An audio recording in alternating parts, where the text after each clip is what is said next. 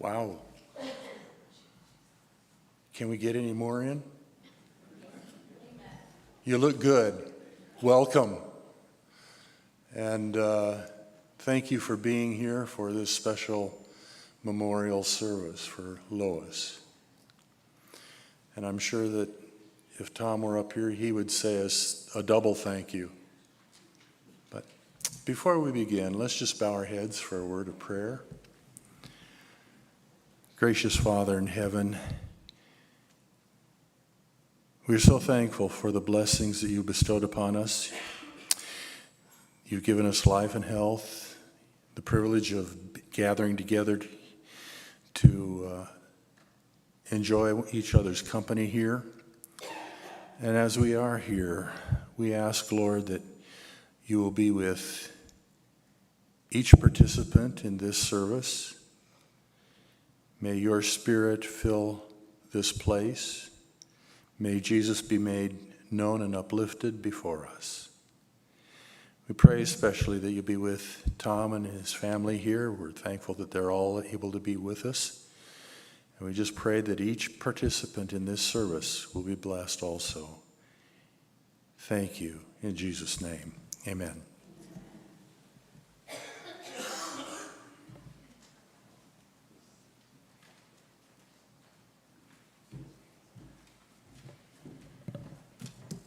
We are so glad you're here, and we are going to sing my mom's favorite hymn, hymn 337, Redeemed. 337. And smile, because I'm going to take your picture. My mommy would be so glad you're here, even though she wishes it wasn't a reason to be here. But we're glad you could. Thank you.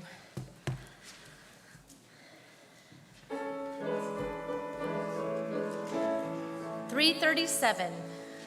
Redeemed, how I love to proclaim it. Redeemed by the blood of the Lamb. Redeemed through his infinite mercy. His child and forever I am. Redeemed, redeemed, redeemed by the blood of the Lamb.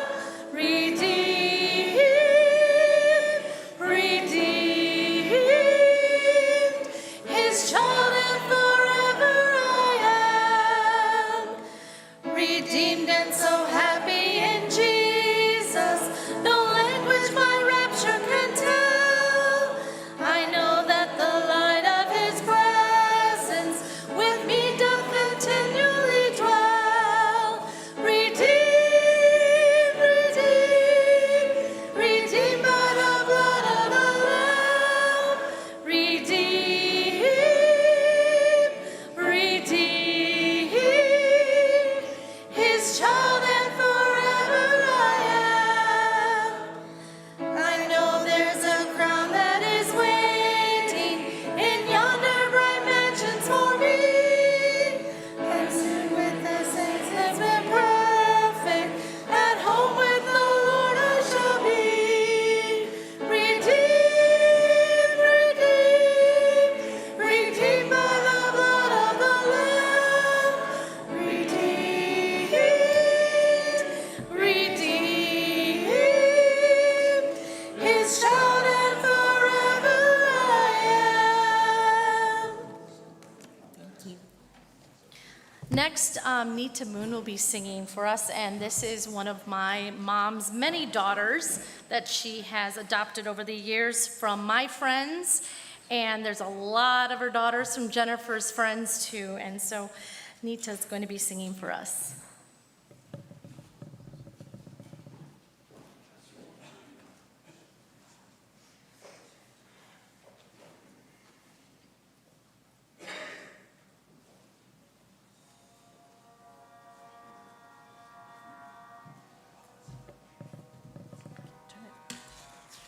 Turn it up. Let me try this one more time.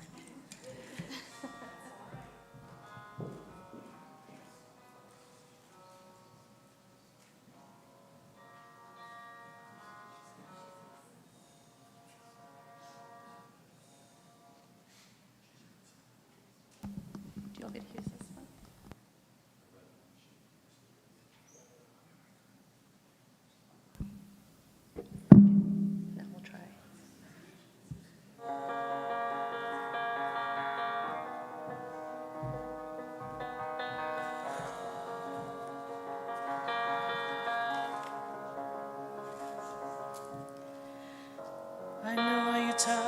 see it in your eyes.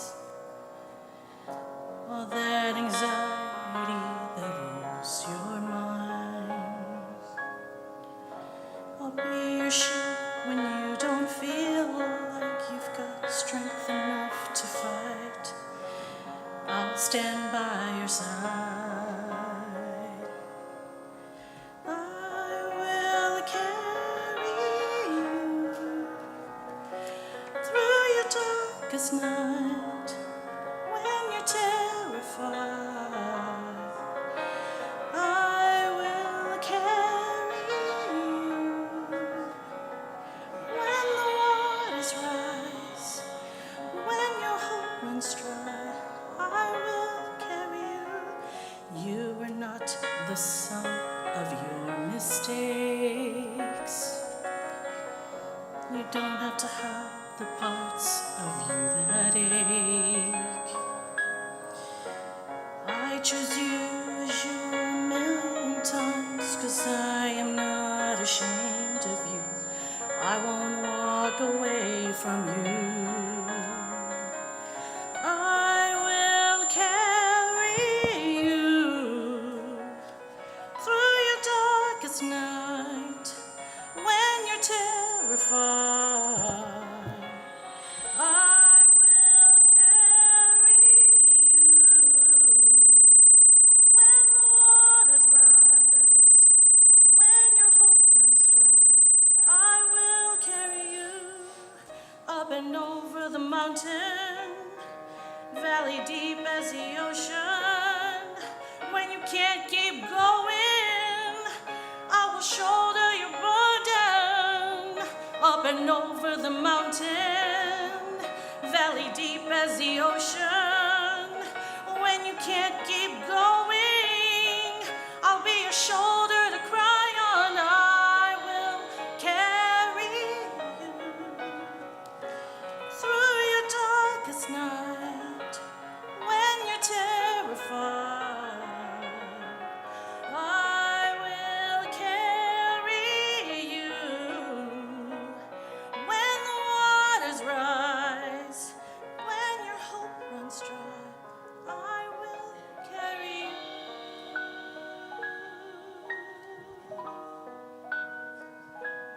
through your darkest night when you're terrified. I will carry you when the waters rise and you're terrified. I will carry you.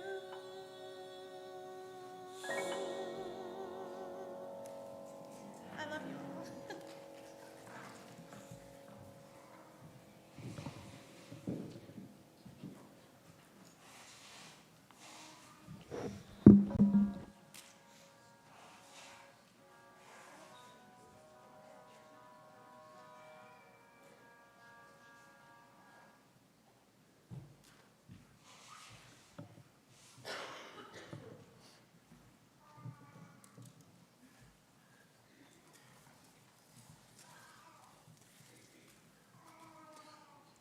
I don't know how to express myself. You guys look beautiful. And I know Lois would be thrilled beyond anything if she could see you all sitting here now. And you all come from so many different places in my life and Lois's life that you just filled it up for us. I've been blessed beyond anything, first of all, having Lois. And I have proof she was born. I do. I don't know how many of you have kept baby books. Lois kept hers. And so I got to find my glasses. I got old. And if I take forever, I'm sorry. I try not to, but I'm a talker. But on January the 25th, in 1947, probably before many of you were even born, in Sheboygan Community Hospital, Lois arrived at 11:56 a.m. to the mother of Evelyn and Paul Howell. And I was looking through here, and I wanted to see when she went to church for the first time. And it says Sabbath school and church at 4 weeks. And Lois had continued that throughout her life. She loved her church. As some of you probably may or may not know, I now live in Tennessee. We tried to be able to move her down there so I'd have some more help taking care of her. And so she is back with us today. She made the trip, and she doesn't listen to me. I told her, and I know she isn't going to answer me because she's resting and waiting for the Lord to come, and I hope he's coming soon. But I'm going to try to read through this. If not, I have my good friend Alice, who may have to jump down here and help me. I get a little over-emotional at my age, and since I'm older than majority of you in this room, I'm entitled to that. And there's so much I want to say, and there's so many of you, as I look out, there's so many of you have touched her life one way or the other. And I just saw Irene and Lois went to LPN school together and been friends ever since. But I'm going to start out with her cousin wrote us about her life before I ever met her. And I'm going to, hopefully I will get through it. And if I don't, bear with me, please. Yesterday was in the early hours of the morning, I lost my very best friend, Lois Howell Wachtowitz. She passed away. My earliest memories include her as we grew up together in the same place. My dad said, wasn't the end of the world, but you can see it from here. She was a little over 9 months old than me, 9 months older than me, and I could hardly remember any activities in my childhood that she wasn't part of. She was older and younger sisters, and I had a younger brother. She lived just across the hayfield from me and spent most of our time walking moments together. All our aunts and uncles, cousins, and grandparents lived within a mile or two of me. And when we got the telephone, we had a party line.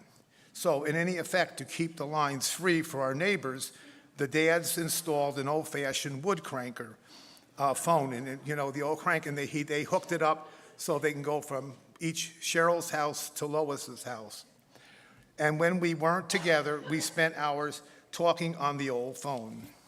Sometimes we were at her house, sometimes at mine, sometimes out in the woods, and in the winter, we were looking at the Christmas cards, sledding down the side road on their toboggans, and dragging them up Hogs Back to the bigger hills. Her favorite was the Butt Buster. I don't know if Mark and Jeff ever had one. It's just a plaque of wood, and it's like a sled bottom to it, and you run with it, holding it, and then you put it down and you flop on it, and you have to guide yourself down the hill on it. We have one, but it's in parts, and we're going to have it reconstructed so we can try it out. I don't know, but at 80, I don't know if I want to do that, though. But we sometimes skated down at the skating pond, and we often had little rinks that our daddies would use on the side yards by spraying a hose every day. Going down the Ticklish Hill and going and bump bus jumping was the whole family. Skiing behind the car on the side of the road, holding the ropes and building snow forts in the yard, and having epic snowball fights. Skiing to her house on top of a snowdrift, and then they would be up again in the snow fences, digging caves in the snowdrifts and trying to build igloos. And when it was time for her to go to school, which was only across the hayfield, I pitched a fit because she was my constant companion, and if she went to school, what on earth was I going to do all day? It was a little one-room schoolhouse with 8 grades and 1 teacher. And so they decided in self-defense, because I could read and they would let me to go with her. And so they didn't have to listen to me complain all year. We started first grade with one other kid in the class, and 3 of us were together for 8 years. We never had anybody else in our class the whole time. And I should say, those of you who worked with Lois at the hospital, be thankful her parents finally bought her glasses. She could not tell the lines in brick or cinder blocks on the buildings, and she didn't know clocks had hands. And they got glasses, and she was amazed. She said, "Wow, I've been missing all this." So many memories come flowing back. I hardly know where to begin. Grandma's garden and making hollyhocks dolls, playing with wood piles behind the house, endless games of marble. And if you ever play marble games with our family, it's dangerous because you get yelling, screaming, and everything. A game her father invented. Uncle Art was our kind of inventor of a lot of things. In the field on Sunday morning, they would take turns driving the tractor. So Lois was a good driver, in which we did without too much complaining. Earned us a trip to the lake in the afternoon to go swimming and riding and surfboarding and water skiing. And all behind the wooden boat that Dad had built and was having a marvelous picnic also, which nearly always included potato salad, baked beans, and chocolates. Chocolates are similar to bologna sandwiches, I would think. Sometimes in the summer, we would camp out at in an old army tent, and we would lay lazily about and swim and explore the woods. It was a spring-fed lake and nearly never got much above 70 in the hottest part of the summer, but above 70 was the hottest part of that was the repetitious there part. But we could dive in and play with until mothers made us get out because our lips and nails were turning blue. We would have to sit in the sun until we pinked up, and then we would go again. And if you ever get to go to Clear Lake, just outside of Onaway, you can actually see the bottom of the lake. It is clear as can be. It is really nice lake. I remember corn roast. Oh, yes. Dad would pick the corn, several bushels, put them in the wheelbarrow full of water to soak and build a huge fire. And when it burned down to coals, they would shake almost all the water out and lay it in directly on the coals and shuck it and let it steam. Roll on sticks of butter, the best thing you ever ate. And it was. We had it after our wedding up there. Sometimes potatoes wrapped in foil would go in the fire with it. Often the whole church would come out for it. And on Sunday mornings in the early spring, picking morels in the secret places in the woods and watching Mother taking they had a pet crow named Pete who would come down from the tree and where he would take up the car keys occasionally. He didn't know he couldn't drive. And we spent some summers gardening, then helping Mother to get the canning and freezing done in the winter. Guess who was the pep crew? We were, us 5 kids, whining and complaining through bushels of carrots peeled and sliced, green beans snapped, cranberry beans shelled, apples and peaches and pears were sliced and peeled, or peeled and sliced, tomatoes, strawberries, blueberries, raspberries, blackberries, apple pies, corn shucked out of and cut off the cob. We whined and complained about all this abuse until Mother had it enough and then taught us to use the game of quicker making. Especially, it was whoever was the quickest in the longest without saying a word got a prize.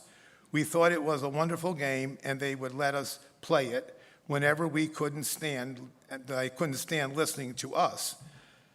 I remember the very spring day that we are playing in the horse trough, splashing water after having been told several times to stop by mothers. They took each of us by the nape of our necks, and dunked us in it. Then we had to sit in the sun lawn until we were completely dried. I remember she was going to the garden with the pick basket and picking full of tomatoes, grabbing salt shakers and our books, and getting on the tree houses in the apple tree by Grandma's backyard, and pulling up a ladder so her sisters and brothers and my brother couldn't get up there. We read, eating tomatoes all afternoon. When I first met Lois, she came in her car equipped. In the glove compartment was a salt shaker, and in the trunk was her shovel. Salt shakers for if she saw a tomato field, she stopped and picked tomatoes, and she sit and eat them in the car. And then if it's in the winter, if she had got stuck, she had a shovel to shovel herself out. She was very resourceful. It says, we had so much fun together. We sang quite a bit in quartets. We took piano lessons together each week. Lois never mastered the piano. Did she, at Eleanor? She's not listening. Actually, I should tell you now, there is 2 aunts here, one from her father's side and one from her mother's side. Aunt Pat's here and Aunt Eleanor's here. Each week after school, we picked up the piano teacher at her house after school. She didn't have a car. And to bring her out to the house, gave each of us a piano lesson on the old player piano for 25 cents apiece. And then she would often eat supper with us, and then we took her back home. Some summers, after school was out, Mother would bundle us in the car with all our stuff, and we would drive wherever daddies were working at that time. Necessity required them to work away from home, and we would spend the summers with them, all of us in the house together. And it was fun. We had places in Iowa, Nebraska, and Kansas, a couple of times on Nantucket Island. The best place of all, that we spent nearly every moment of every day together. We went away to academy together and had the same group of friends and spent those 4 years together. Then after graduation, we went 2 different ways. Hers was to college and to nursing school in another state. Though we stayed in close touch, we spent time together whenever we could. It could never compare to the sweet joys of having her at my side for all these years. My childhood would not have been nearly as wonderful and interesting without her. And so she had a very, very exciting, I felt, childhood. I didn't meet Lois until 1967. I have my niece and my cousin on the front seat here. My first cousin, Ken, from one of my mother's sister's sons, married her mother. So we allowed it. You know, nothing we could do about it, because we were all living out in New York and they were in Michigan. And so he married Kay, and so they were visiting us. Ken needed a loan for school and said, can we come over and stay at your place? And my mother said, sure, come on over, your family. And our door was always open for anybody who wanted to come. And so with that, they came, and Kay got sick there, and they had called and they said, can Lois come out? My mother says, is she single? And Kay said, oh yes, I think the last boyfriend is gone now. Okay, so in flew Lois. It was Labor Day weekend. She flew into New York and met Ken's aunt in the city, and then they came up to ours, because we lived up in the mid-Hudson River Valley, just above West Point. And so I was not really too excited. I had not been a really good churchgoer at that time, and so I didn't rush around. Oh, girls coming, big deal. I got a good Italian mother, Why do I have to worry? And she takes good care of me. This is fine. So I did not get up when they arrived. I was still in bed. And my father was not happy. And we have company, and your cousin and his wife is here, and her sister. So you need to come down. So, and you're going to church. I haven't been to church in ages, Daddy. I know you haven't. And so I was getting dressed, going down the stairs. We had a split level. And I thought, well, she's kind of cute, And so we went out and we went to church. She got me, I put it as she got me to church. The Lord brought her to me to get me to church. And so we went. And so after dinner, we went for a ride. And I said, well, I'm taking you to West Point. There's 3,000 eligible guys. Have your pick and then decide what you want to do. So we did. We drove all the way to West Point. She's going, wow, they all wear uniforms. They all look alike. I said, well, that's, yeah, okay. And so we got back in the car and left. And as we were leaving, we didn't go over the Storm King Mountain. We went along the side of it. Now, that is your trial run for if you like the girl or not, because you decide whether you're going to drive it or not, because it's a very narrow 2-lane highway. And I may add, if there's any Sicilians in here other than me, we cut the road along the edge of the mountain. And so you just ease your car over to the edge enough that you don't hit the little wall that's there. It's not a very big wall. And she did what I was hoping she would do.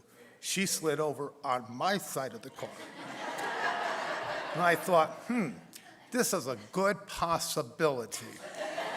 And so we just kind of, talked a little bit and stuff. And that night, my mother's oldest sister, one of her older sisters, came by to meet the family because we had not met Kay at this point.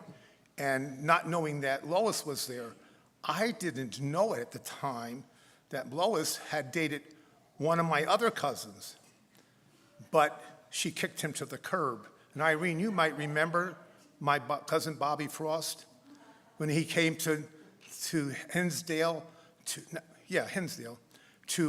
date her, and he tried to kiss her in front of the dean. She said, that did it right then. I shoved him to the curb. And so anyway, I said, well, that's good. And then I said some stupid things to my aunt, like, you're invited to our house after we're married. I don't even know the girl. I just met her. And she said, yeah, we'll give you the master bedroom, and my mother and father are kind of like looking at us and saying, what? What are you two talking about? We don't know. So came on Sunday. All of a sudden, Sunday's there, and we're leaving to go home. And so we were on the front yard, and I went over and gave Kay a kiss. And Ken says, no, I gave Lois a kiss on the cheek. I think it was the right cheek. And I gave Kay a kiss, and Kenny says, I don't want a kiss from you. I said I wasn't going to give you one. And Lois said, I'll take another one. Okay. So I went over and gave her a kiss again on the other cheek. With that, they left. And it was kind of boring, and I walked in the house, and I said to my father, I'm marrying that girl. And he said, you're what? I said, I'm going to marry that girl. He said, you can't do that. I said, you and Mom did it. Well, that was back in the 30s. I said, yeah. As soon as the guy she kicked to the curb, you were at the door the next weekend, and she went out with you. He said, yeah, but we didn't rush anything. And I said, well, that's your problem, but you got Mom, you're lucky too. And so anyway, she went back to Chicago, and I think you were the receiver of the information, Irene, if I remember correctly. She told you she was going to marry me. We didn't tell each other anything. Neither one of us knew what we had done. And so that year was a lot of calls and back and forth. And then she came out, and the spring, I think it was the spring just before summer school started, And I was blessed with a job at Andrews University in the cashier's office while I go to school. And she came, John Myers, KB Myers, his son, brought her down to Fort Wayne where my cousin was going to be living with his dad. And she drove back to the college with me. And Monday morning, we went to the college to meet the people I was supposed to work with. And so we just continued that way. And we finally got married on August 17th, 1969, in Onaway, Michigan. And that was quite an experience. With all these howls, I tell you, they're a howling bunch. But they all came to see us get married. I don't know if they wanted to get rid of Lois or what, but I look at it as God took her and brought her there for me. Because at that point, there was no Adventist girls in town. And some of the girls that I'd been in school with, I was not really interested. I was friends with them, but that was it. And so there we were. We were getting connected. And we got married in the church that her and her uncles built. But there's a price problem, and we really haven't solved that. And Lois solved it now, but we didn't know what happened. The church burnt down years later, so I didn't know if that meant we were no longer married or not. So she said, oh, no, we're married. God saw us. We're married. So that's how we met. And when I asked her to marry me, I had to go back a little bit because my brain is old now. I had some mail to do for my parents, and my mother was hounding me. Have you asked her yet? Have you asked her? Have you asked? Mom, I will do it in due time. Well, get over it with. I want to do it today. I want your father to hear you got engaged. So I said, you want to go with me? I got to take these bills and mail into the town. So we drove into town, and I thought, okay, got all that done, and we're driving down 9W, and I think both of my girls have seen the spot where it all happened. We were at one stoplight, and I said, with my foot shaking, literally on the gas pedal and the brakes like this, I said, would you like to marry me someday? She said, well, I really would have to think about it. I went, phew. And I didn't even get to the next red light, and she said, yep, I will. Okay. So we walked in the house, and my mother's looking at me, and I'm not saying anything to her right away because Daddy wasn't home yet. And she kept saying, did you ask her yet? Did you ask her?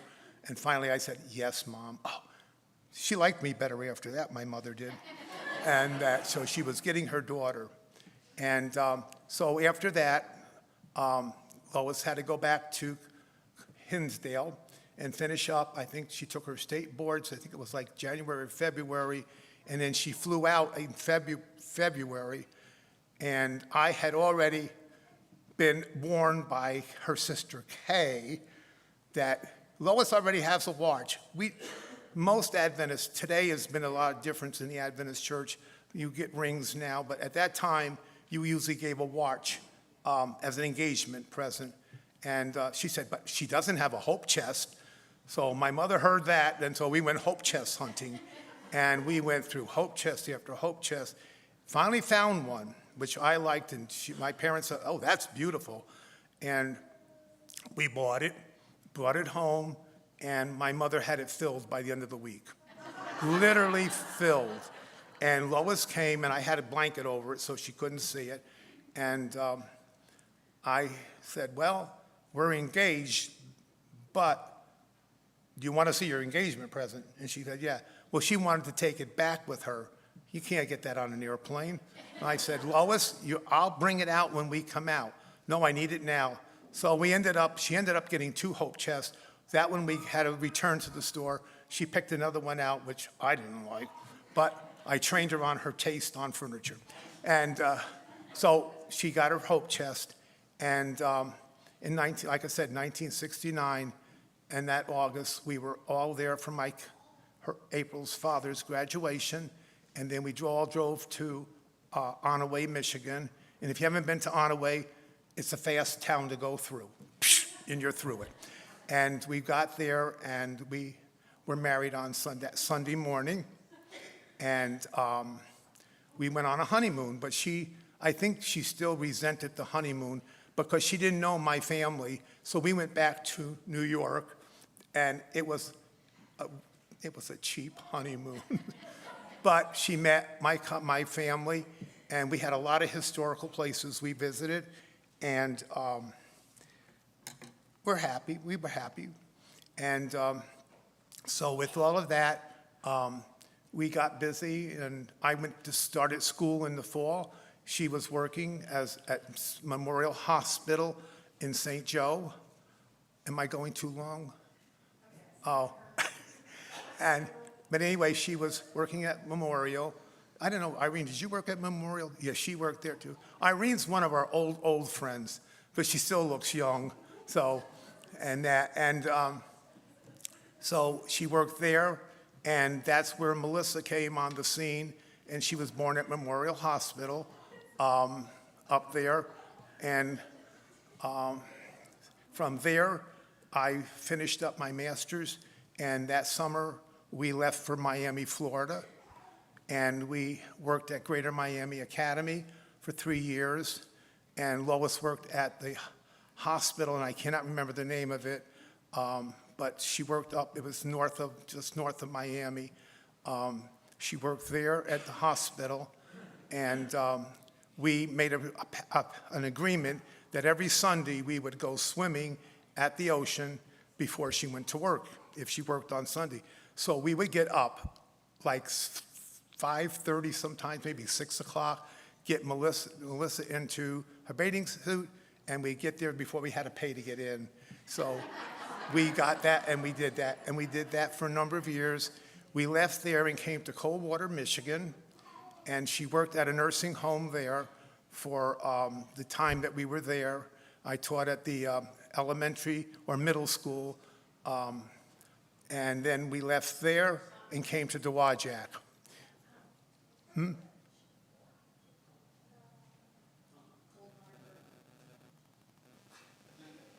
Oh, yeah. Oh, I forgot. Well, I think Jennifer came along. Yep, she was born.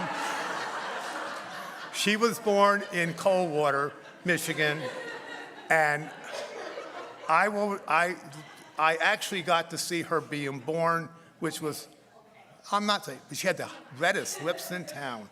Anyway, so we had that, and then we moved to Dowagiac, and we were here for, I think, 14 years, and I've got a number of students in here, and I just found out that I lost, not just, but I found out one of my students passed away last week, and that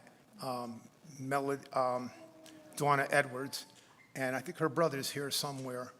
There he is back there. And so I had a lot of families, Crawfords, I've had the Griggses, I've had Gary Russell's and Diane Russell's children. It's been just fantastic. I'm an only child, I guess. It depends on how I look at it. I would have had a brother, but nurse dropped him, and sadly to say, and he died. And so I'm an only child. So I have got many, many kids that I just adopt. There's Jen and Jamie. They've been adopted by us, Susie, and I can't ever remember her husband's name because he's English. And then there's Josh and Alina, and I offered Josh to Melissa, but he said he loved Lena better, so that ended that. And then I have Sylvia and Marvin that I had met in college. I mean, I could go on with stories for all week if you want to stay. But anyway, I will go on. So all this, to me, has been just fantastic. And Lois was always there for me. She was always there. She helped me beyond anything. And I'm saying this dangerously because her younger sister's here, but Lois was the best of the gang. Now, you want to know why? Oh, yes, go ahead, hug your mom. Lois could hammer. She was a champion hammer in our Pathfinder, which is similar to Girl Scouts, Boy Scouts. She could paint. I wish I had the picture, and I don't, of her pulling the siding off of our house when we had to change the siding on our house. She got on the staffling that Jim Griggs brought over to us, and she got up there and she just ripped that off. I mean, she wasn't afraid to do anything. When I had my hip replacements, she was there to mow the yard. She was there for anything that needed to be done. She was always there.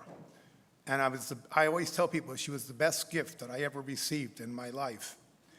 And so we were here, and we stayed here basically, and then we had to come back because, she also worked at Lee Memorial Hospital.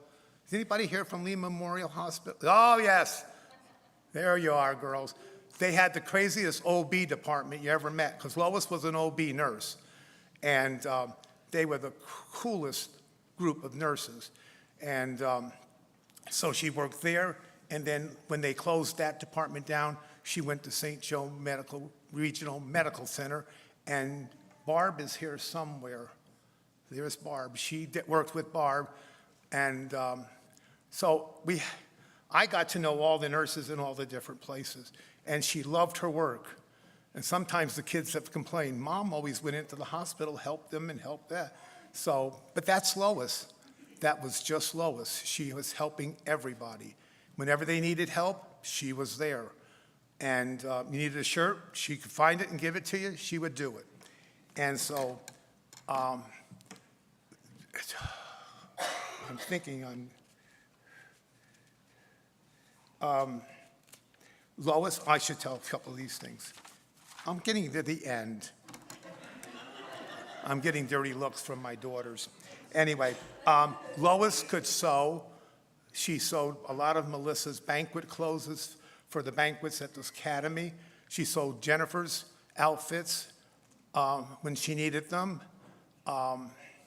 She just was great. She made the best pecan and cinnamon rolls. Now, Jennifer's not here to verify this, but I will tell you, she made a batch one day. Jennifer and I got in, and there was this nice plate of pecan rolls, just dripping with goodies. And Jennifer says, Dad, let's go get one each. And we did, and she said, does it taste kind of gritty to you? I said, yeah. Lois, what happened? What's this taste so funny? Oh, was there something wrong with it? You always tell me I make good pecan rolls. I said, yeah, but there's something different about this. Well, okay. When I took them out of the oven, they were so hot that the molasses or whatever is on it was kind of slushy, so the rolls slid out of the pan and onto the floor. And so she said, I know the price of pecans, so I dusted them off and put them on the plate. So we ate them. We ate them. We ate them. They were good. I don't care. They were good. And she made good cinnamon rolls, and she made dinner rolls, and probably one of our favorite meals, which was fattening, was mashed potatoes, and then she would make egg noodles, and our chocolates, again, they're like pieces of steak, you would say, maybe, cut them up, and then put them in a white sauce, and then you pour it over, all that over the mashed potatoes, and get fat. But it was good. So Lois did a lot of good. She did, even in our travels, I remember coming up from, I don't know if it was from Florida or where, we had a pickup truck at that time, and she wanted to get back with the girls, and she's tried to climb through. We have a window that opens up and into the cab, and she got stuck, so she was like a teeterboard. She was just teetering back and forth, and that. But you know, these were the things that if we didn't have them, we had nothing to talk about. You know, it's just there. But we enjoyed doing stuff. And, you know, I really can't find anything. Did we have a perfect marriage? No. Nobody does. We had our ups and downs, you know. Sometimes she had to correct me. I don't know why, but she did. And, but Lois was just super special. And she just did a lot of stuff. She made pillows called dog bones, and she took them to Tawajak to sell at the sales they had them one day, and we didn't sell only one. And then we realized why we didn't sell any, because people would go by her booth, and she was in front of a dog store. So they probably thought they were pillows for dogs. So she didn't sell any that time.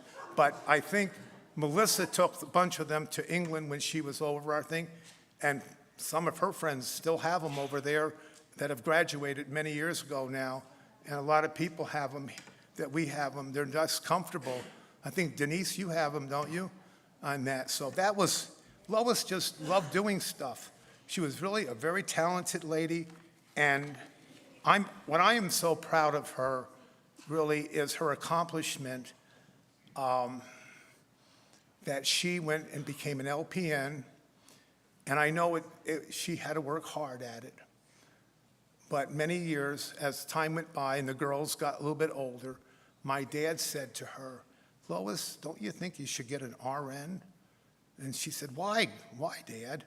And he said, "Because you got two girls to support. If something happens, if Tom loses his job or, if something happens to him, can you take care of your children?" And with that, she went to our little college in Dowagiac, Southwest SMC, and she applied at the nursing department and got accepted, and she got to graduate and became an RN. The sad part there was my dad died that August and she graduated that December. But he knew she was going to finish. I polished her shoes, ironed her uniforms, got her ready, fed the kids, got them to school. Well, they had to go with me anyway, I think, on that. But we've traveled a lot. We traveled a lot. New York, New England, Scotland, England itself, Paris. Our 30th anniversary, we went to Paris, and we had April in Paris. And we peeked in windows at night when we were walking to see what people had. Hey, that's fun. We went to Washington, D.C., we went to Virginia, North Carolina, Iowa. Iowa was Joe Beal, a friend of Lois's, who got married. We went out there for that. She was in that wedding. We went to Louisiana to see some of my grandfather's family and met a lot. We met in '95 the first time. And then we went to California. We covered the whole state of California. We went to Washington for Greg, I call him my nephew. I know him so well. He's my nephew. He's out there. And then we went to Oregon, and that to his brother's wedding. So we've been to all of those. I'm sorry if I'm going too long. I have to apologize because Melissa's going. And she out-talks me sometimes. There are some people I really feel, Rosie and Denny couldn't make it here today because Rosie's not good at traveling right now. But I did get to see them. I'm going to see them, I think, on the way back. Gary and Diane Russell, they have been following me since college, except they're living in the Upper Peninsula and we're down here. Oh, I'm in Tennessee. I'm even lower than you are now. And Gary, I've had his kids in school too here. Diane's like a sister too. So you got another twisted sister over there. I should tell you this. I don't know where Twisted came from, but Denise and her other sister, Danetta, who has passed away now, they were so good to me because her husband's my auto mechanic when I lived here. And so I just named them my Twisted Sisters. And they would let Lois, her whole family worked with Lois at the hospital in Memorial here. And so they became my Twisted Sisters. So now Donna, the other sister, got jealous, so now she took Danetta's place. So can't get rid of those sisters. Irene, you're down here. You're down here. Irene, they went to school together and they roomed out in just south at Arden's apartments, I think it was. They were there. There's Barb James from South Bend. And there's, where's Joyce? Joyce came and sat with Lois so many times when I had to do errands and stuff. She would come and help. And then I have another special young lady here. Where's my Jen Wiles? There she is. She took care of Lois when she was on hospice, and we've adopted her now too. And she's sweet, and she would bring her girls over for Lois to hold. Lois, give her a baby or a little child, and she was in seventh heaven. She just loved them kids, and they would climb on her lap, and she held them, and that till she couldn't. And they called her Grandma Lois, and I'm Grandpa Tom to them. And she's getting married in August. Yeah. Oh, well. You can see we were not the normal family. Kendra, I don't think came. She was the nurse that came, and she was wonderful to Lois. I had to do something in my life that I never, ever thought I ever would have to do.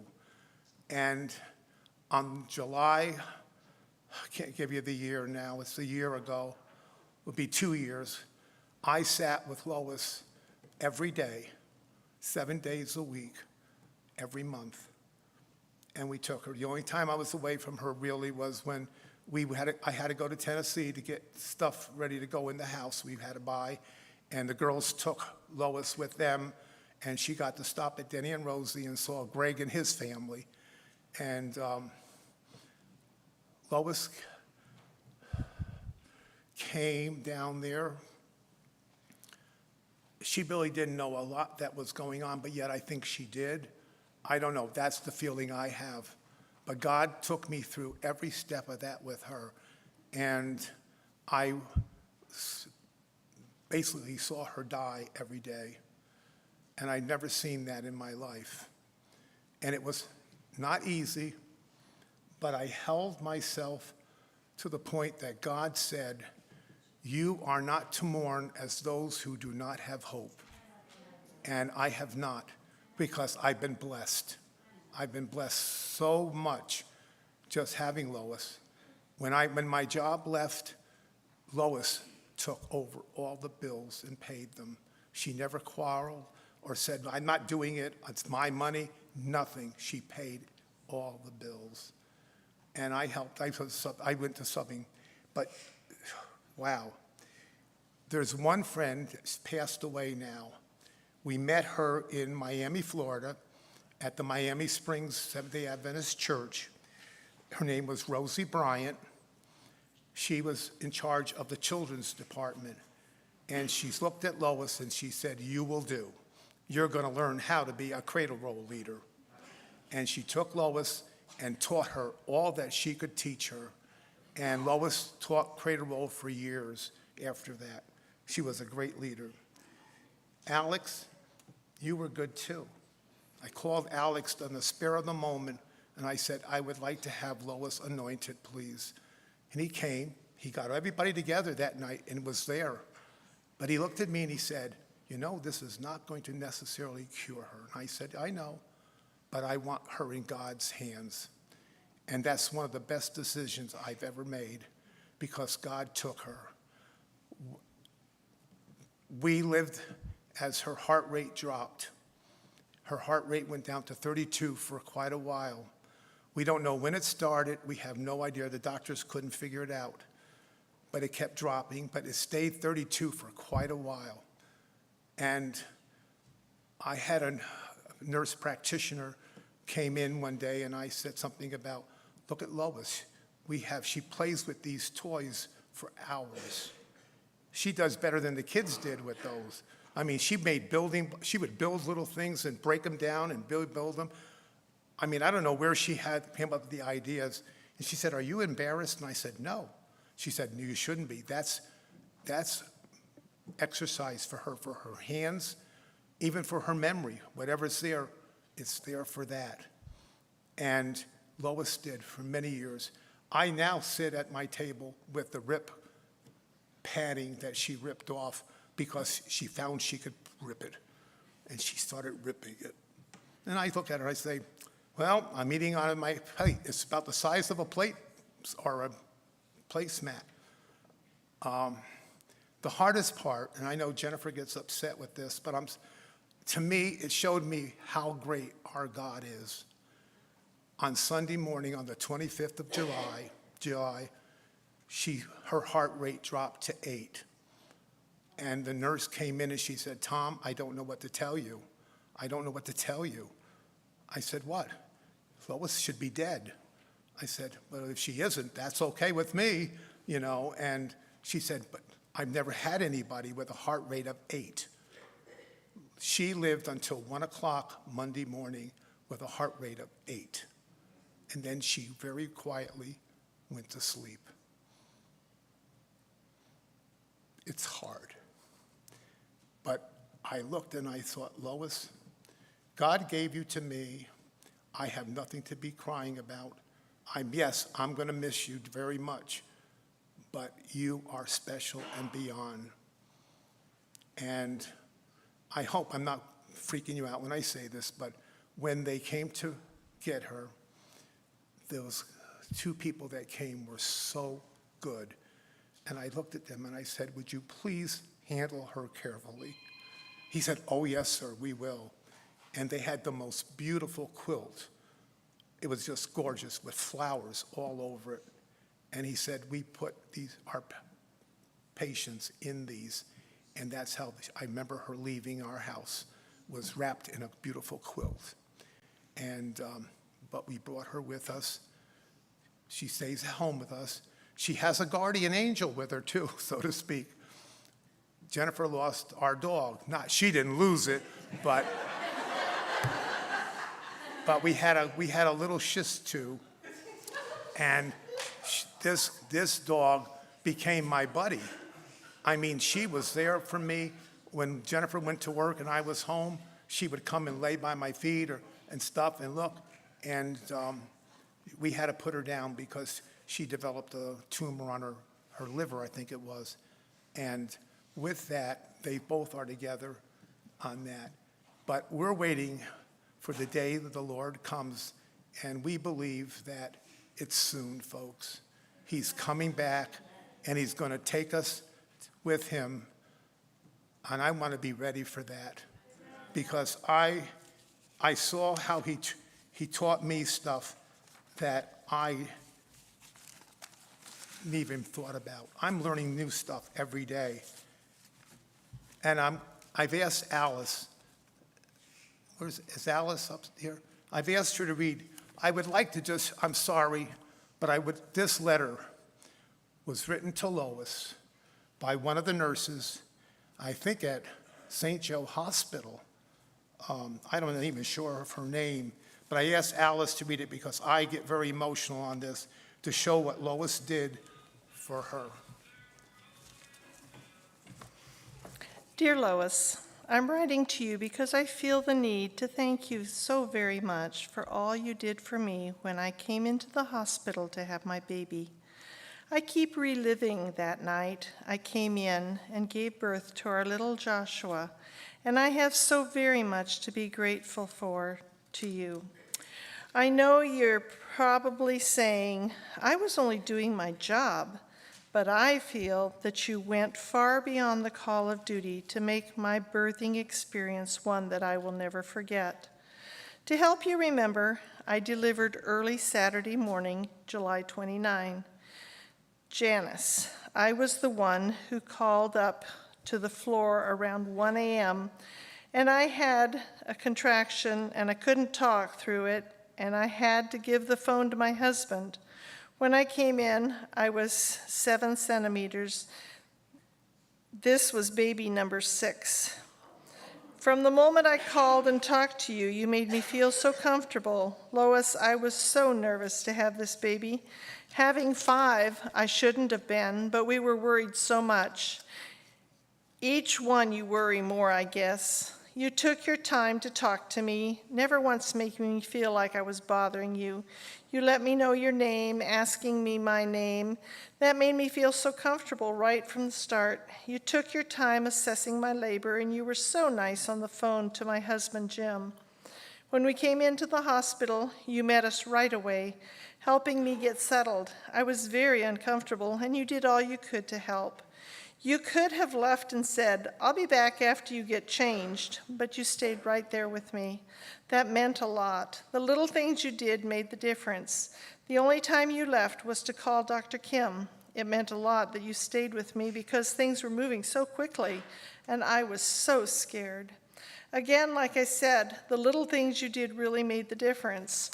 I was very worried if Dr. Kim was going to come. You kept reassuring me he was on his way. You didn't start my IV until my contraction was over. You gave me extra pillows. I was so uncomfortable laying down flat. You let me sit up whenever I could. When I was pushing, you put a cold washcloth on my forehead.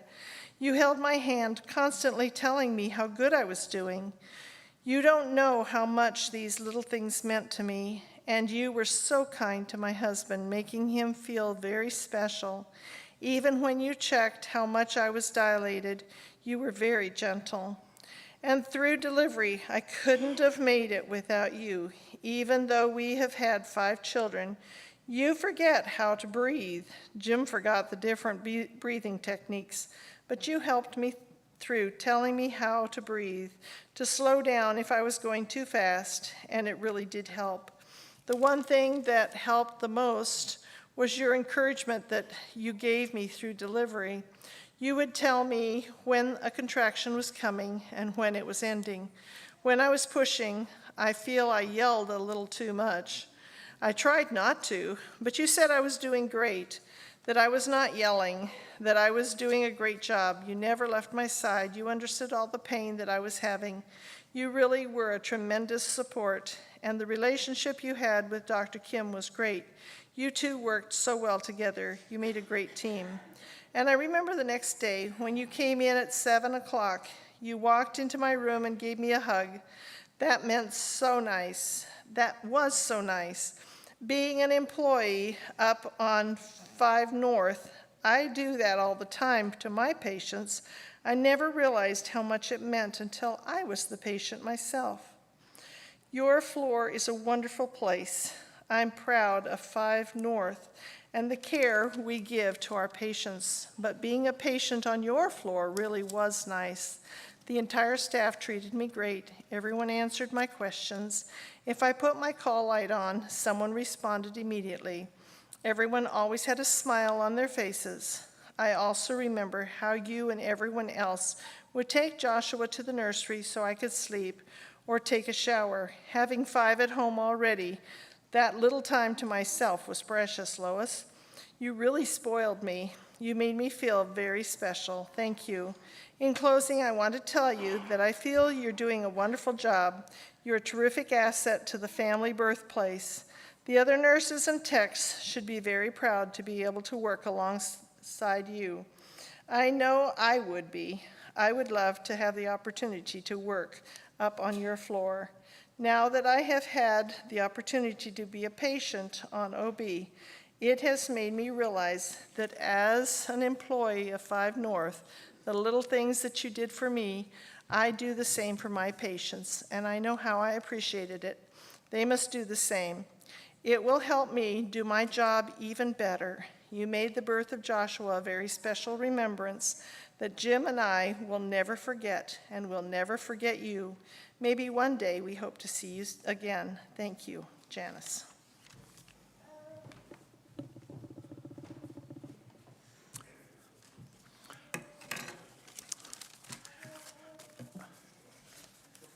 I would like to apologize if I haven't acknowledged everybody today, but there's so many of you. I tell you, I'm overwhelmed that so many of you turned out for Lois.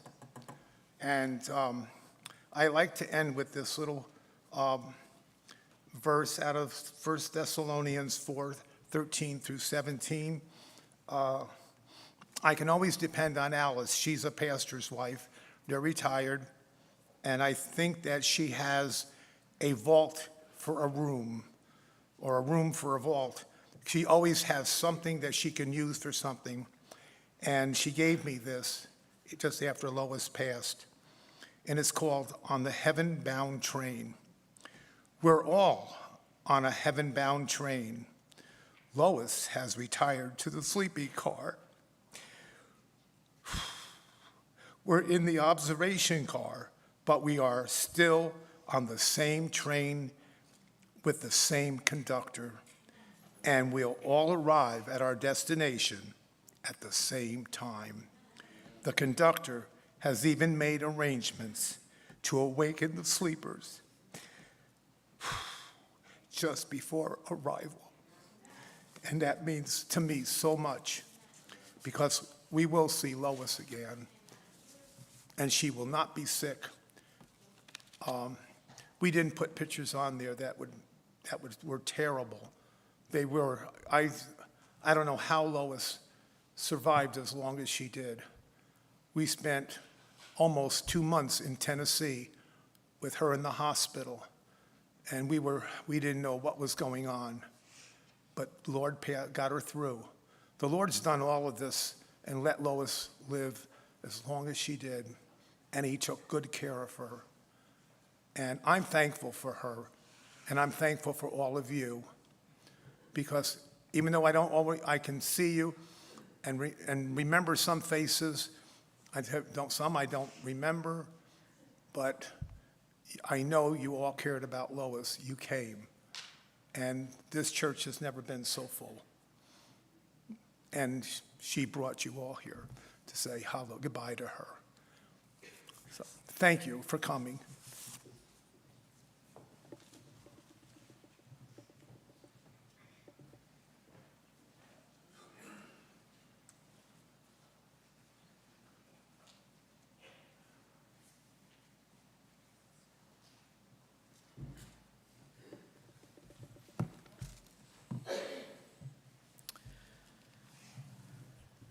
Indeed, seeing so many of you up here lets me know that Lois was loved, and there's a rule in life that loved people. As for Tom being up here, Tom, we've all eaten at your house. I imagine all of us have eaten at your house, and we know that by the time we go home, the food's fully digested.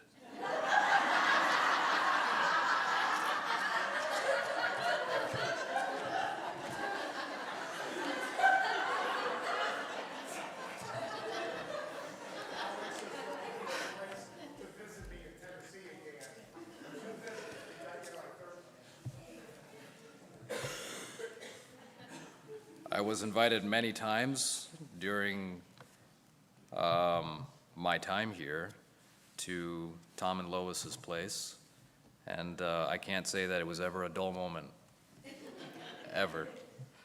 And so it was short, but it was compressed, and lots of memories. And Tom, I don't know if I should say this, I feel kind of bad, but I'll go ahead and pull a Tom and say it anyway. I know Lois had a sense of humor, but I didn't realize to what extent it was until I saw what you looked like during your wedding.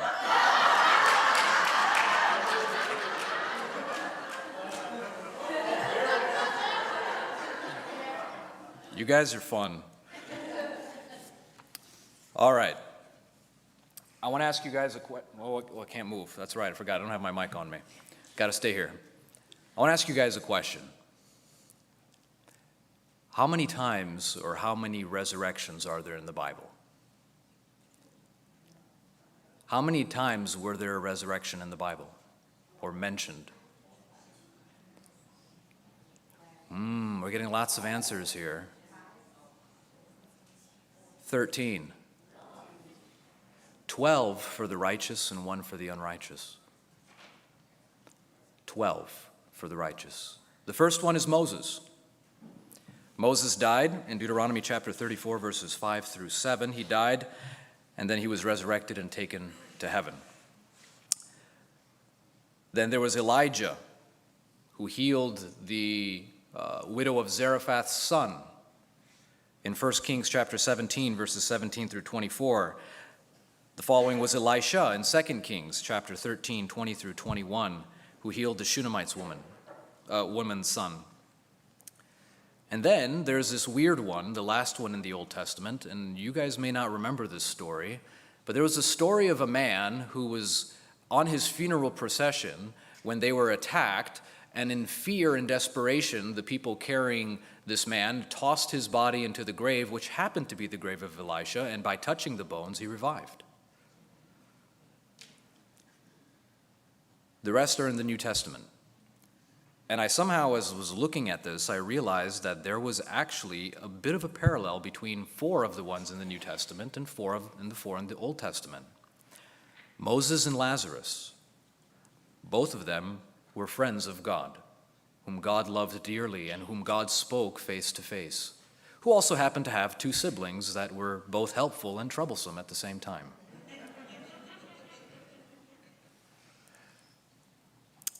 Elijah and the widow of Zarephath, and there's also Jesus showing up to the funeral of a widow in a place called Nain.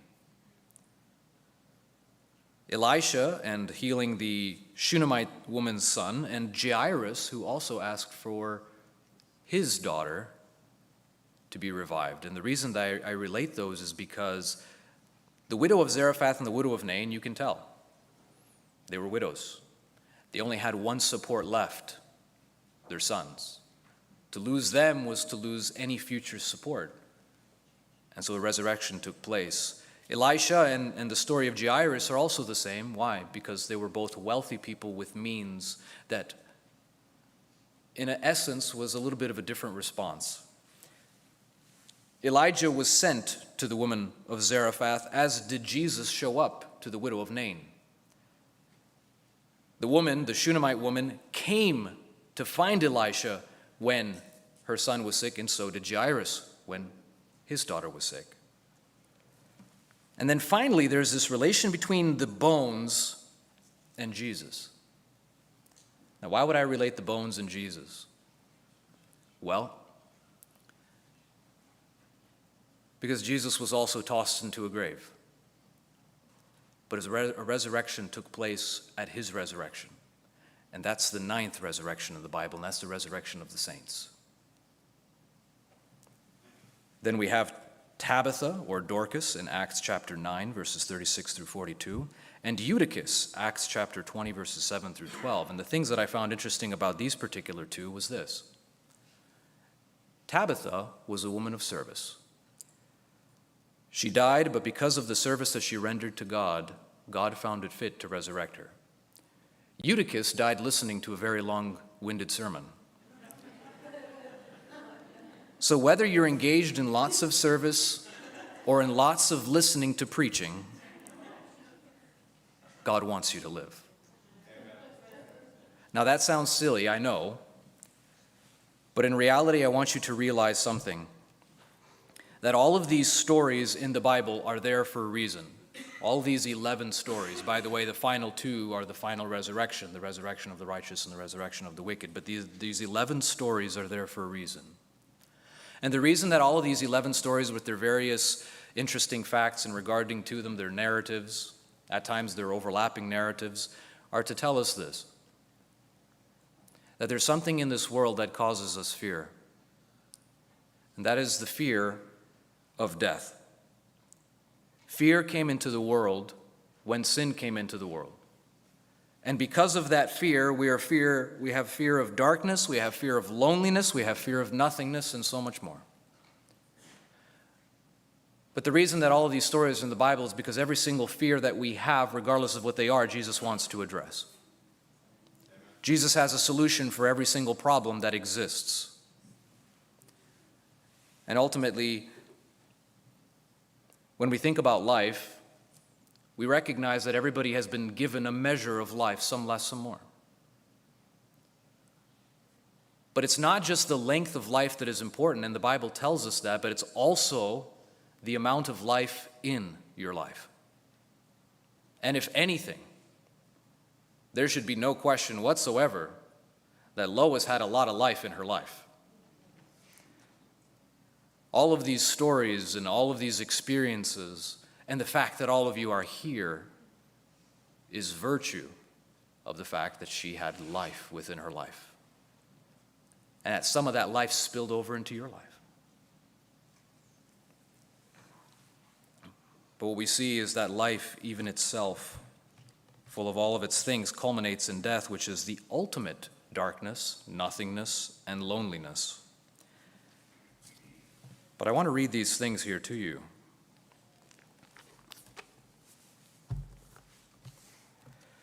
John chapter 1, verses 4 through 5. What does God do with the darkness that we fear?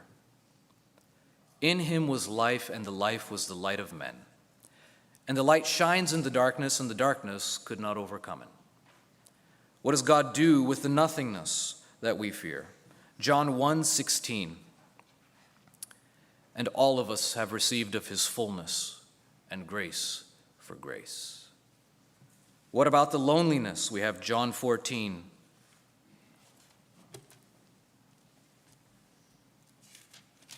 I go and prepare a place for you, that where I am, you may be also. There's verses that come to mind just as I'm thinking about this, that I will never leave you nor forsake you. One of my favorites is Romans chapter 8, verses 35 to the end. For the sake of brevity, I'll read from 37 to the end. Nay, in all these things we are more than conquerors through him that loved us, for I am persuaded that neither life nor death, nor angels nor principalities, nor powers, nor things present, nor things to come, nor height nor depth, nor any creature shall be able to separate us from the love of God, which is in Christ Jesus. I want you to listen to this again. I'm not going to read all of these descriptors. I'm going to read this. Neither life, neither death. Neither life, neither death shall ever separate us from the love of God that is in Christ Jesus. There's nothing that can, neither in the things that are present nor in the things to come, that can separate us from the love of God that is in Christ Jesus. And ultimately, not only does he deal with the darkness by being the light, not only does he deal with the nothingness by being the fullness of everything, not only does he deal with the loneliness by promising to never leave us nor forsake us, he also deals with death itself. Thus these stories. John 3:16, the most known verse of all time. For God so loved the world that he gave his only begotten Son, that whosoever believeth in him shouldn't die.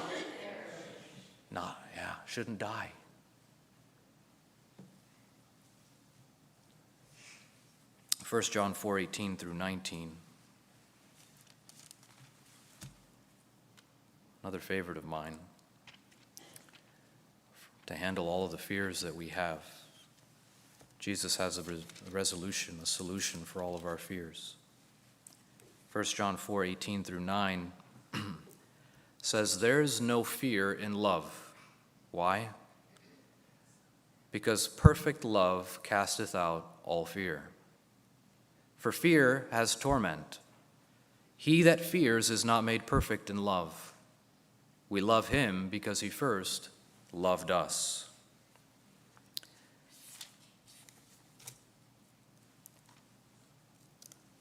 "13 stories of resurrection." Why? Because when we came into this world, there was something that always worked against us, and that was this fear of abandonment, this fear of darkness, this fear of being nothing or insignificant, and ultimately the fear of death. You see, the reason why we fear those things is because we weren't created for those things. There's something that are completely antagonistic to our very being. We were not created to die. We were not created to suffer. We were not created to go through any of these things, and yet they're ever present. However, unlike most who have reason to fear, we do not. Why? Because God has power over all of these things, including death itself. And so I end with this, 1 Corinthians chapter 15, verses 54 and 55.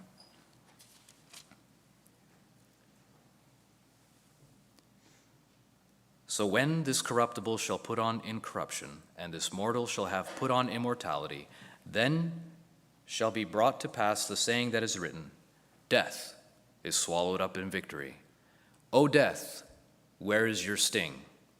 O grave, where is your victory?"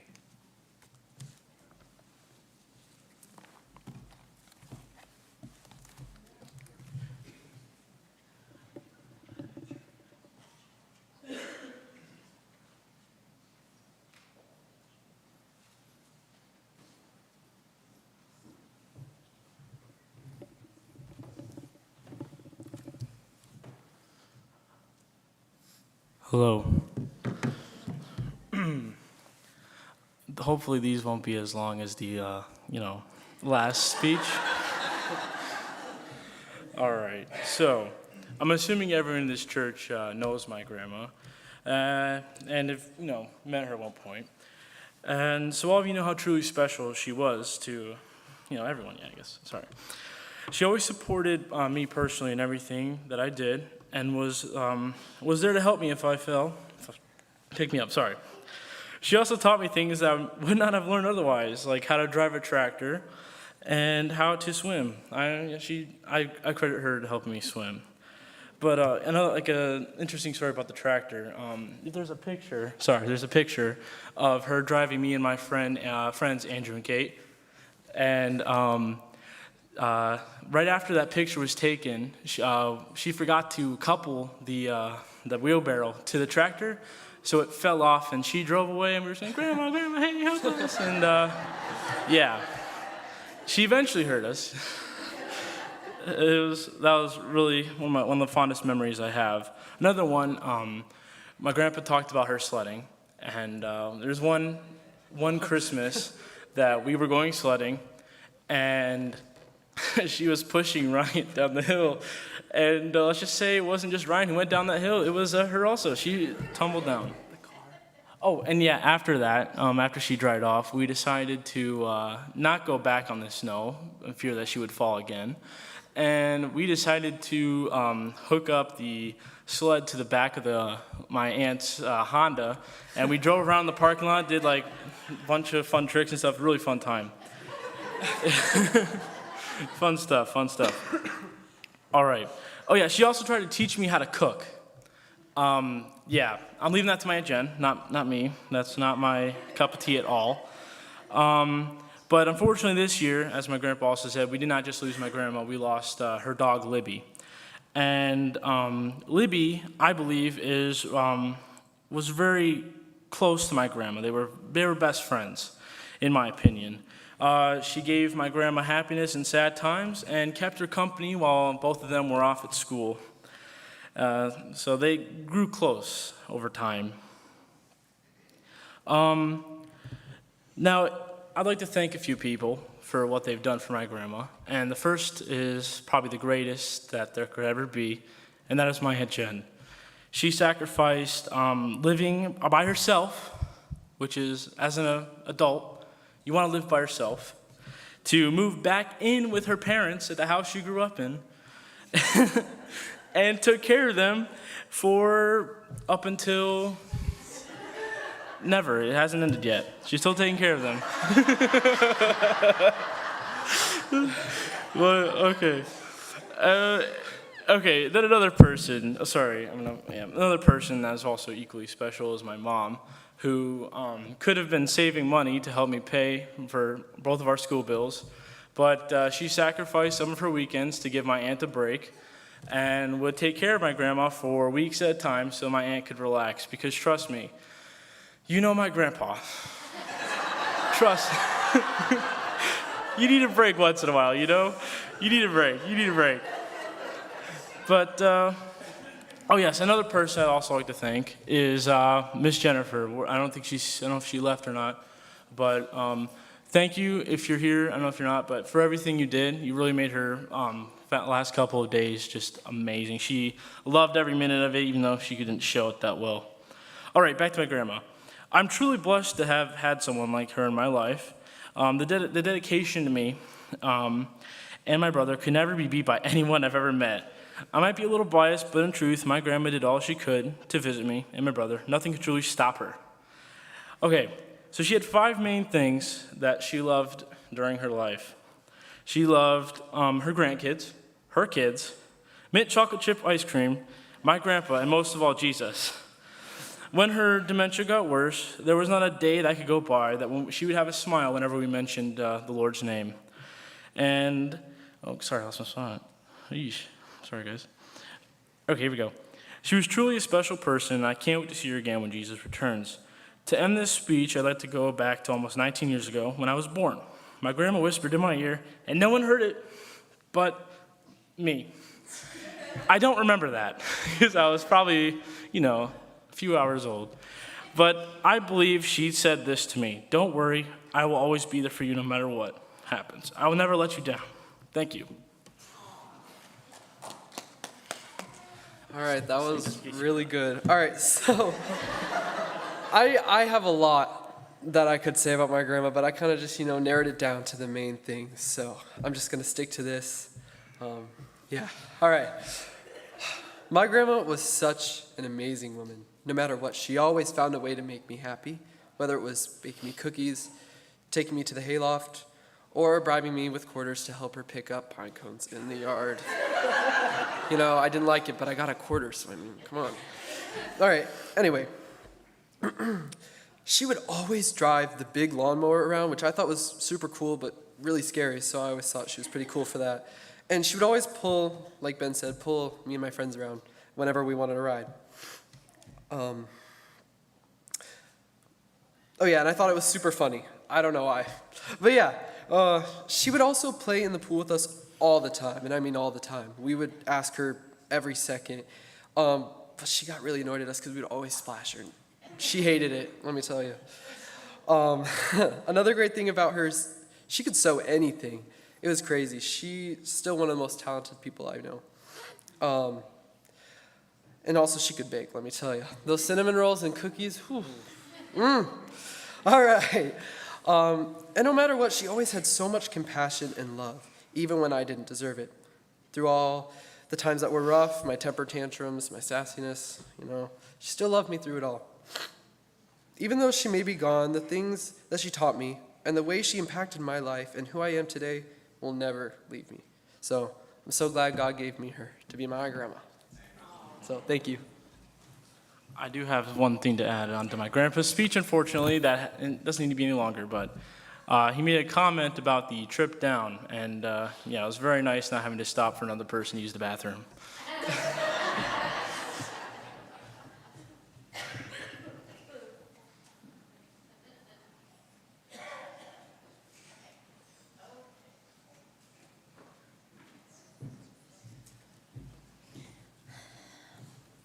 Although we would love to hear everything that you have to say about your mom, my mom,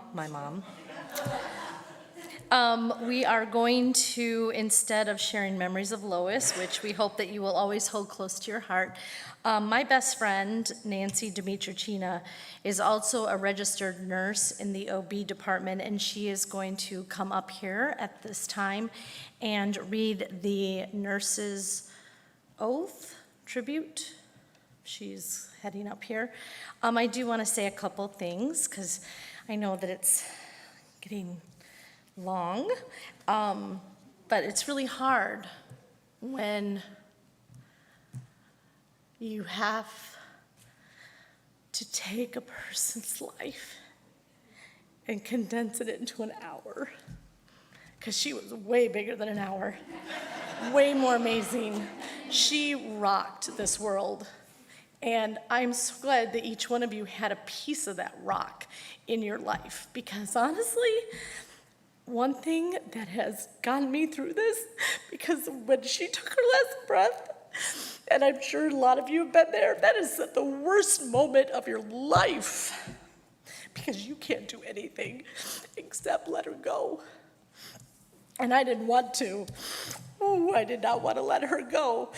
And, excuse me. Whew. Anyways, I want you to know that we appreciate you being here, and that, I don't know about you, but she's a part of us all.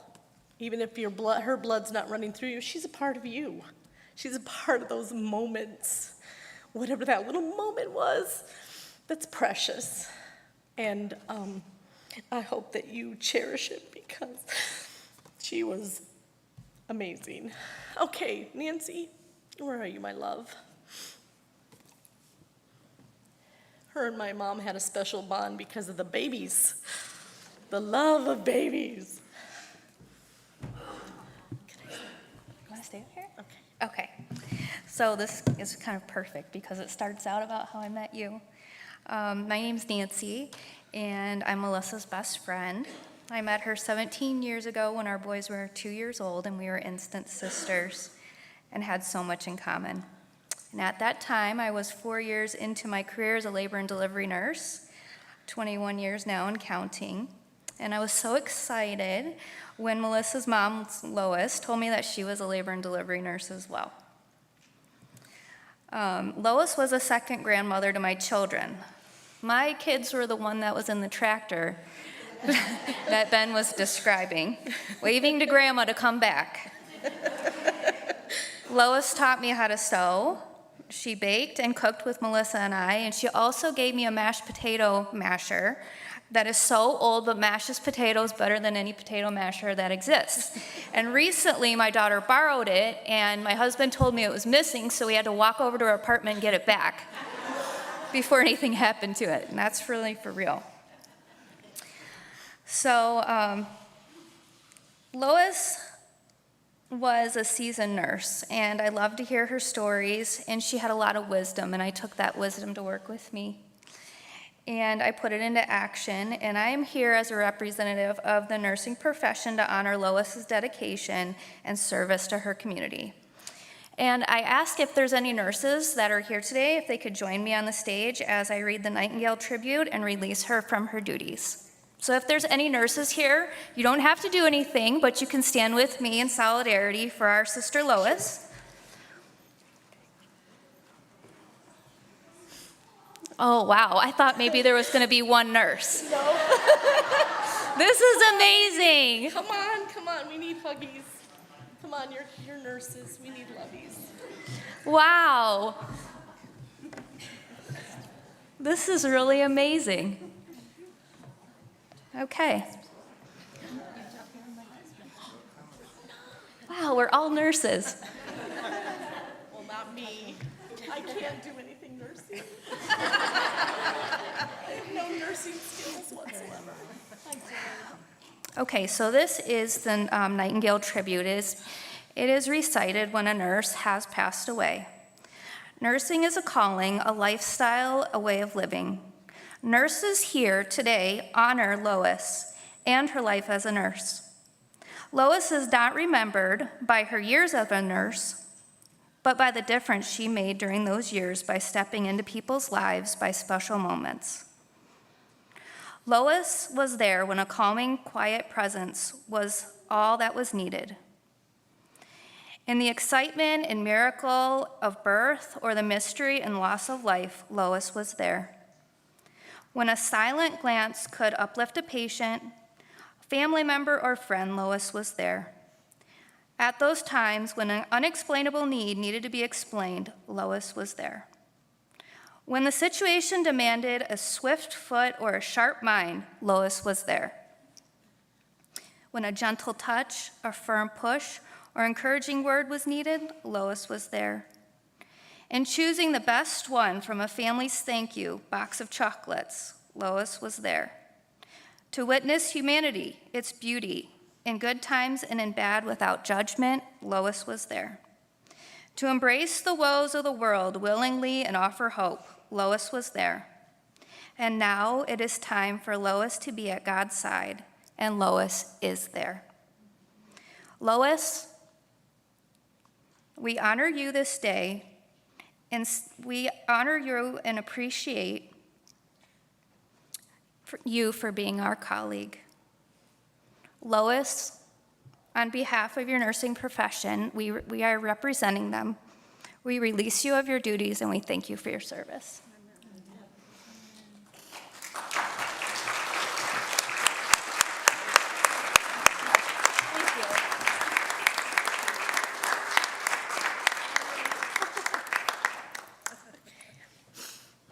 Okay, look at these.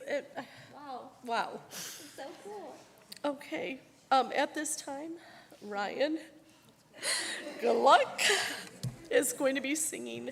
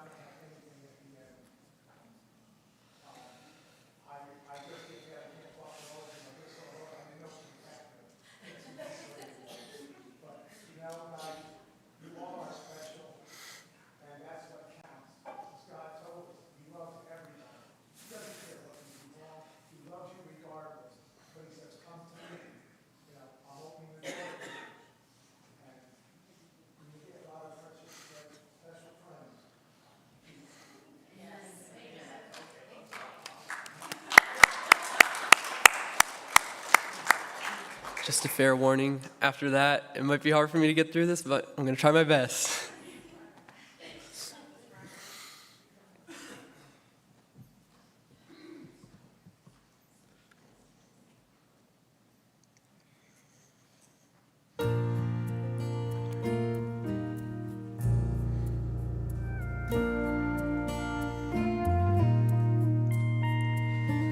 Time has cast a shadow on her memory,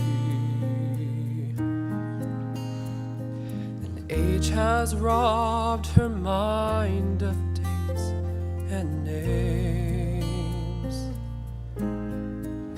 Seems like the pieces of her past are lost forever.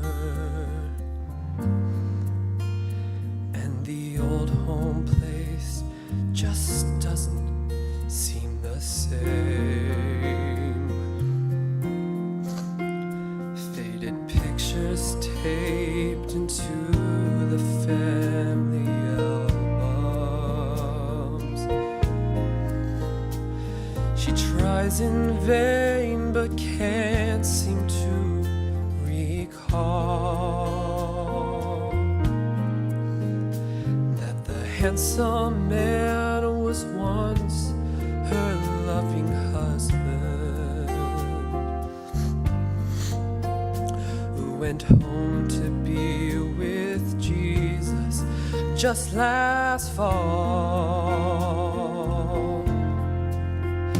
But she still remembers Jesus and his amazing grace. He left a mark upon her heart that time cannot erase.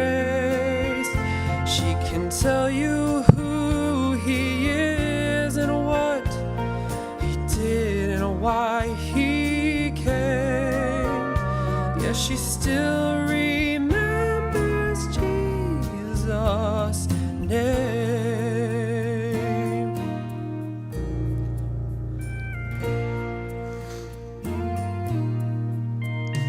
Still her children come most every day to see her. Behind their smiles they try to hide their pain, but at times it's hard to keep the tears from coming. She asks her firstborn child, "Now what's your name?" Yet she still knows every word to Rock of Ages cleft for me. You can feel his presence in the room when she quotes John 3:16. She was just a young girl when she first knelt down to pray. She remembers when she met him like it was yesterday.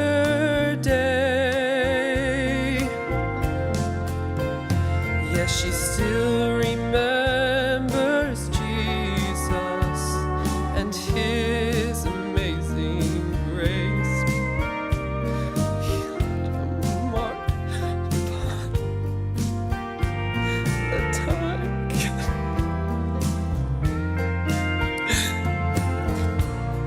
Who he is and what he did and why he came. Yes, she still remembers Jesus' name.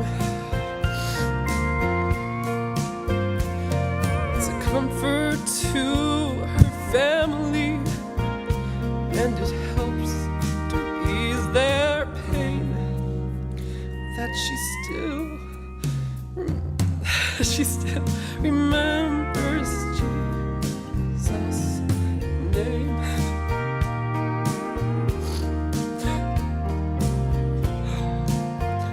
I'm sorry.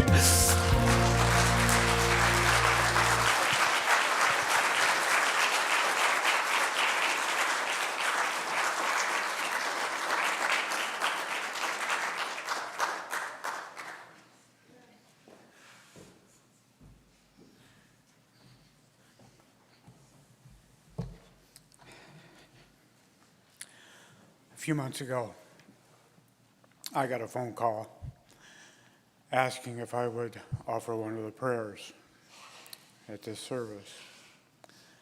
Didn't say which one, just one of them.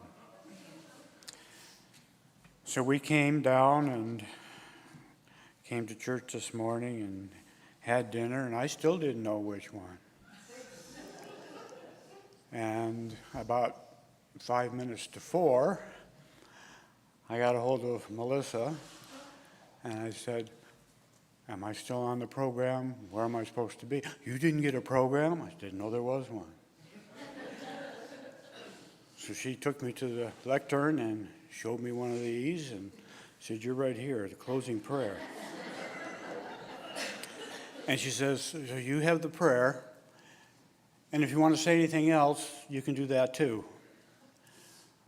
Well, those are dangerous words to say to a preacher, retired or otherwise. I mean, that's an open door. But some of us, in spite of our emotions, have been around long enough to know that there are some doors you just don't walk through. So I'm going to invite you to stand with me as we have our closing prayer.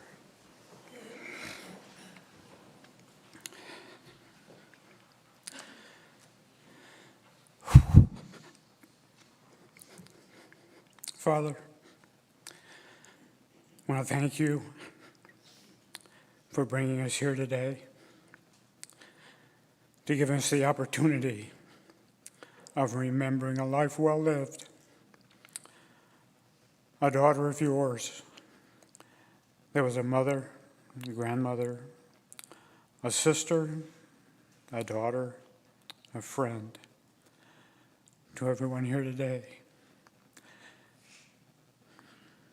we want to thank you for the life she lived and the way her life touched ours.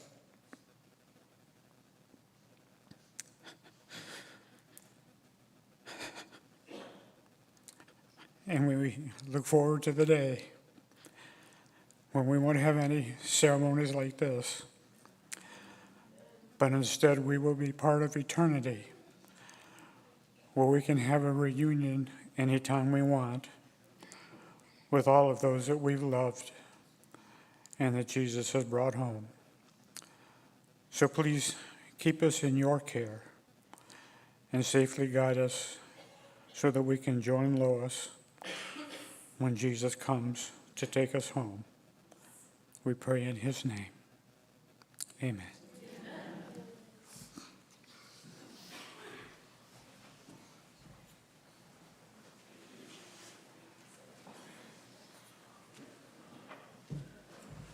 Okay, it's me again.